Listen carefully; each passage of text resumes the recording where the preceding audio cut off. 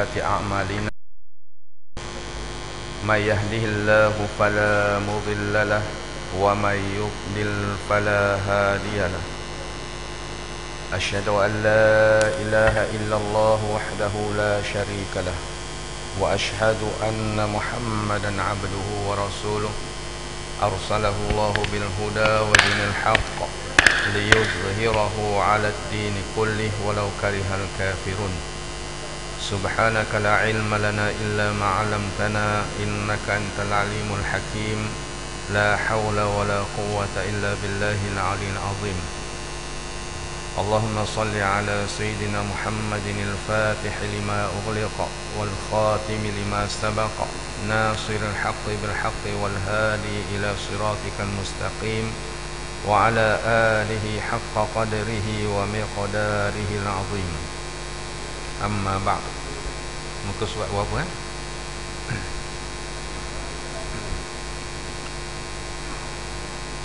Satu 196 empat jenis pangkal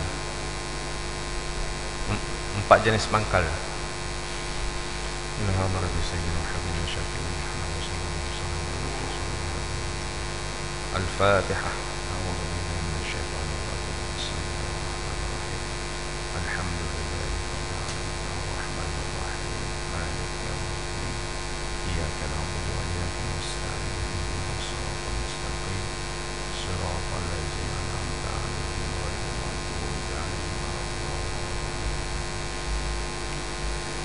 Qala musannifu rahimahullahu ta'ala, muka surat 196, empat jenis pangkal.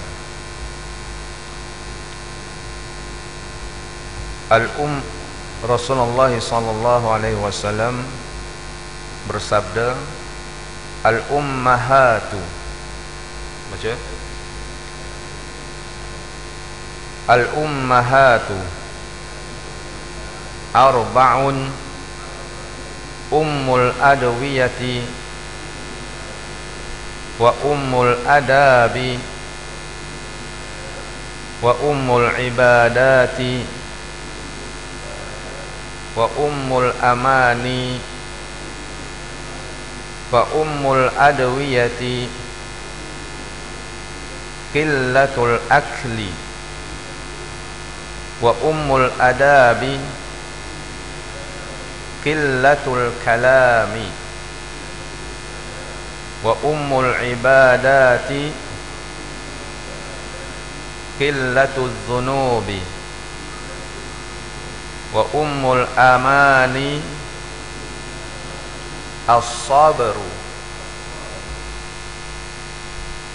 Mafhumnya pelbagai pangkal itu ada empat, yaitu pangkal ubat, yang kedua pangkal adab, yang ketiga pangkal ibadah, yang keempat pangkal harapan. Pangkal ubat adalah sedikit makan, pangkal adab adalah sedikit bercakap, pangkal ibadah adalah sedikit melakukan dosa, pangkal harapan adalah sabar. Dia panggil di sini ibu. Pangkal ini makna segala ibu. Makna ibu kepada ubat adalah sedikitnya apa? Banyak makan ke sedikit makan? Sedikit makan. Sebab itu perut kita ni jangan penuh dengan makanan 24 jam. Bila lapar, makan. Bila makan, berhenti sebelum kenyang. Ini tuan imam, makna kalau kita tambah nasi ni, hakikatnya pinggan yang kedua ni adalah untuk memenuhi nafsu kita dah, bukan lagi hajat perut kita. Pinggan pertama memenuhi hajat perut kita untuk isi kelaparan. Jadi biasakan kalau boleh setiap hari hanya 1,5 sendok nasi saja kalau kita makan nasi. Malam tak usah makan lah. Makan buah-buahan pada malam, makan sebelum maghrib. Orang kita ni suka makan selepas isyak pukul 10. Kenduri. Sebab itu kesian kat imam-imam kita ni, bila jalan ke depan saja. Sebab apa? Selalu tahlil lepas isyak. Tapi imam kita depan ni dia maintain, sebab dia makan sikit. Itu ibu segala ubat. Itu belilah suplemen macam mana sekalipun, kalau dia tak jaga perut, pemakanan, maka tidak ada faedahnya. Yang kedua, pangkal adab. Sebab kata menjaga diri daripada makanan yang boleh menyebabkan penyakit lebih baik daripada membawa pelbagai jenis ubat. Ubat-ubat ini sebenarnya dia bukan penawar. Ubat ini hanya untuk menahankan kesakitan. Penawar adalah habatus sauda, madu, madu lebah lah. Yang madu satu lagi nanti pinggang melayang pula. Madu lebah. Amalkan benda itu, minyak zaitun. Benda yang murah saja, tak mahal. InsyaAllah kita akan sihat. Kerana itu diajarkan oleh Rasulullah SAW. Ubat-ubatan medicine yang ada di barat ini, mereka menciptakan ubat ini adalah untuk mendapat keuntungan. Sebab itu kalau orang tu mula-mula dia sakit, apa dia? Kencing manis. Bila makan ubat, mula attack apa? Darah tinggi ataupun buah pinggang. Lepas tu jantung. Biasa orang yang sakit kencing manis, kalau dia makan ubat, tak lama dia dapat penyakit 3 serangkai. Darah tinggi, jantung, buah pinggang. Amalkan. Pangkal adab adalah sedikit bercakap. Terlalu banyak bercakap akan mengurangkan adab. Ibu kepada segala adab, sedikit bercakap. Bila cakap hanya perlu saja. Bila tak perlu, diam. Kerana kata Rasulullah SAW, diam itu adalah lebih baik bagi seorang mukmin. Kalau banyak bercakap, bila seseorang itu tidak mempunyai ilmu, sudah pasti nampak kebodohannya. Jadi kalau boleh kita jangan bercakap. Ini tidak. Harga ayam naik, tak salah makan ayam. Kan nampak kebodohan. Kalau daging naik harga, tak salah makan daging, makan kangkung. Contohnya, itu kan orang yang bodoh buat kenyataan. Umpamanya lah, kita tidak mengatakan siapa, tapi nak bagi contoh nampak kebodohan seseorang.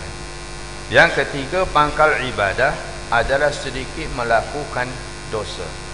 Dosa akan menafikan hakikat ibadah yang merupakan cara mengagungkan Allah Subhanahu wa taala. Dan yang ketiga, ibu kepada segala ibadah ialah sedikit melakukan dosa. Bukan sengaja melakukan. Makna dia usahakan diri dia supaya tidak melakukan dosa. Maknanya kalau boleh jangan melakukan dosa. Jangan kata di sini kita boleh melakukan sedikit dosa. Tidak. Makna orang itu dia usahakan atas diri dia kurang terlibat dengan dosa. Kerana kita ni semua tidak maksum manusia. Sentiasa lalai. Kadang-kadang akan melakukan dosa. Sebab apa? Sebab bila dosa, hati kita gelap, susah kita nak melakukan ibadah. Yang keempat, pangkal harapan adalah sabar. Dengan kesabaran, keinginan dapat menjadi nyata sebagaimana yang pernah dinyatakan. Dengan sabar, kamu dapat memperolehi apapun yang kamu kehendaki, dan dengan takwa kamu dapat melembutkan besi. Sifat kesabaran ini adalah ibu kepada segala harapan. Apa jua harapan yang kita hendakkan, maka kita hendaklah bersabar. Innallaha ma'as sabirin.